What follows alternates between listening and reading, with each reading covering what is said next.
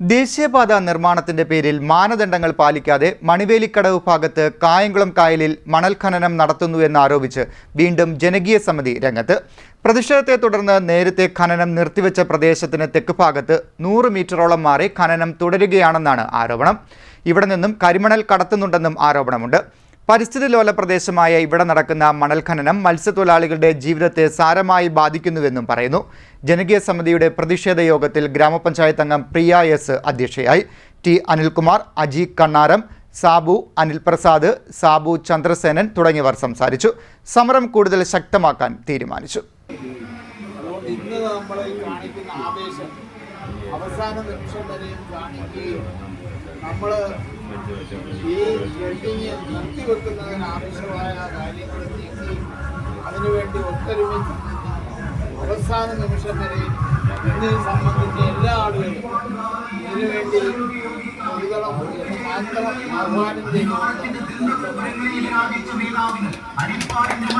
എന്നുള്ളതാണ് വസ്തുത. അപ്പൊ ഇവിടെ ഇനിയും ഏറ്റവും വലിയ മണൽത്തിട്ട അവരുടെ നിരീക്ഷണത്തിൽ കണ്ടെത്തിയിരിക്കുന്ന മേഖലയിലേക്കാണ് അവർ കടന്നിരിക്കുന്നത്. കാരണം മുമ്പ് ചെയ്തിരിക്കുന്നിടത്ത് പല ഡ്രഡ്ജിങ്ങുകൾ കഴിഞ്ഞ പ്രദേശമായിരുന്നു. പക്ഷേ ഏറ്റവും വലിയ കനത്ത മണൽത്തിട്ട ഇരിക്കുന്ന ഒരു പ്രദേശത്താണ് അവർ വീണ്ടും ഡ്രഡ്ജിങ് നടത്താൻ ഉദ്ദേശിക്കുന്നത്. അപ്പോൾ ആ ഡ്രഡ്ജിങ്ങിനെ നമ്മൾ നിയമപരമായിട്ടും നമ്മൾ കോടതിയെ സമീപിക്കാനുള്ള തീരുമാനങ്ങൾ എടുക്കണം.